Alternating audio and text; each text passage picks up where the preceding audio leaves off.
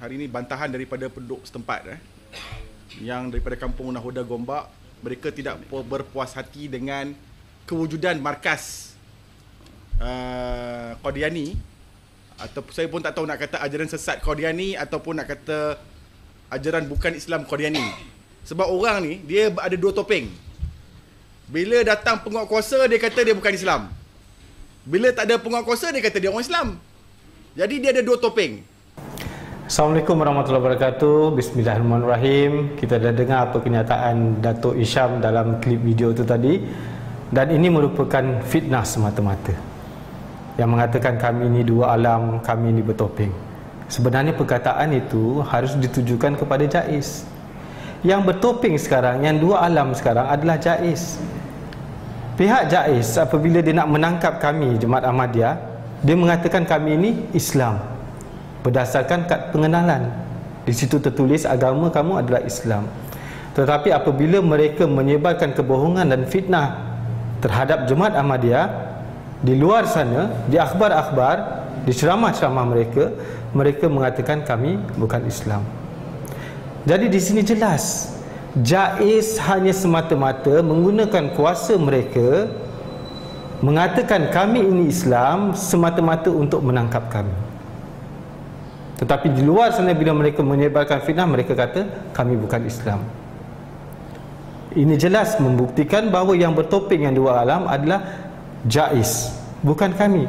Semenjak kami dilahirkan, hari ini dan akan datang, itulah agama kami, iaitu Islam. Tidak ada agama lain. Dan yang bertopeng lagi sekarang ini pihak PPIM. Sekejap dia kata dia nak bermuzakarah dengan Jemaat Ahmadiyah. Setelah dia membuli kami, menganiaya kami, menyebarkan fitnah dan kebohongan terhadap kami, ujung-ujung dia kata kami tidak mau muzakarah dengan pihak Jemaat Ahmadiyah. Jadi sekarang ini jelas yang bertopeng pihak Jais dan PPIM sendiri, bukan Jemaat Ahmadiyah. Kalau kata dia bukan Islam, seperti mana yang diisytiharkan oleh, tak salah saya, Majlis Fatwa Kebangsaan bagi hal ehwal Islam, mengatakan bahawa dia bukan Islam. Katalah betul lah dia bukan Islam, saya ambil dia panggil ilmu penakkulan, mantiknya ilmu.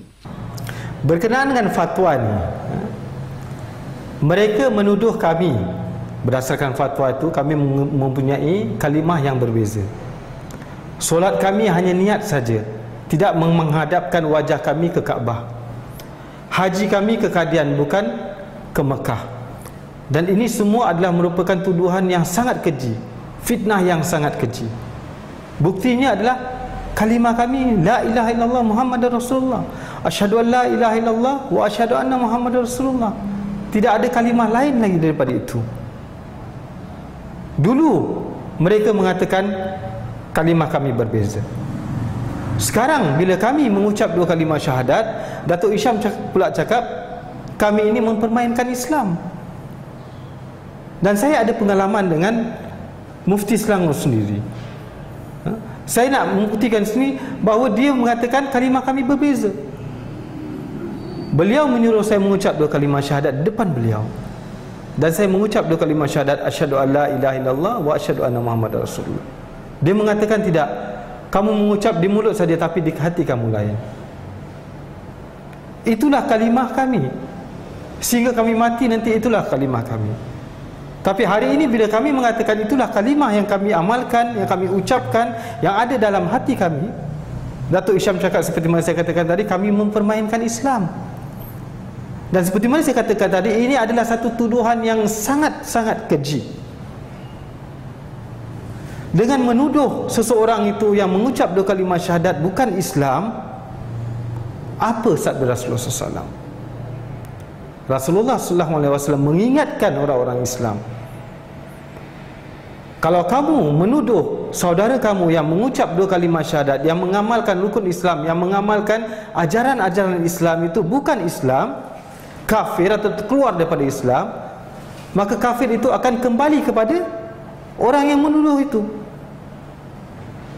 Begitu juga kejadian di zaman Rasulullah SAW. Ketika Hazrat Usama dengan bangganya telah membunuh seorang orang kafir yang dah mengucap dua kalimah syahadat, tapi dia tetap juga membunuhnya. Dan berita itu sampai kepada Rasulullah SAW. Rasulullah SAW bertanya kepada beliau, "Ya Usama, apakah engkau membunuh orang itu setelah dia mengucap dua kalimah syahadat?" Hadrat Usama mengatakan, "Ya, ya Rasulullah. Dia mengucap dua kalimah syahadat kerana dia takut dengan pedang saya, bukan keluar daripada hati nuraninya." Rasulullah SAW dengan wajah yang sangat marah mengatakan, "Ya Usama, apakah kau dah membelah hatinya yang kau tahu bahawa dia mengucap dua kalimah syahadat itu kerana takut dengan pedang kau?" Usama mengatakan, "Alangkah baiknya kalau waktu itu aku belum masuk Islam lagi." Kerana melihat marahnya Rasulullah SAW kepada beliau. Dan ini merupakan satu warning kepada mufti-mufti dan Datuk Hisham sendiri. Jangan dengan mudah memfatwakan sesuatu itu kafir dan terkeluar daripada Islam, kerana kalau memang benar kami melaksanakan apa yang diterangkan oleh Rasulullah SAW definisi Islam itu sendiri, maka tuduhan itu akan kembali kepada mereka. Sebenarnya saya nak kasih tahu di sini bahawa fatwa yang telah dibuat oleh mereka itu tidak ada kena-mengena sama sekali dengan kami, kerana kami tidak mempunyai kalimah yang berbeza. Kami mempunyai kalimah yang sama seperti mana yang diajarkan oleh Rasulullah SAW. Kiblat kami adalah Mekah, haji kami adalah ke Kaabah. Definisi agung ini yang harus dipegang oleh para mufti dan Datuk Hisham sendiri kalau nak mengenal siapa itu Islam. Sebagai seorang Islam, kita harus mengambil definisi yang diterangkan sendiri oleh Nabi Agung Muhammad Mustafa sallallahu alaihi wasallam, khataman nabiyyin, nabi yang membawa syariat terakhir yang paling sempurna. Apa sabda beliau?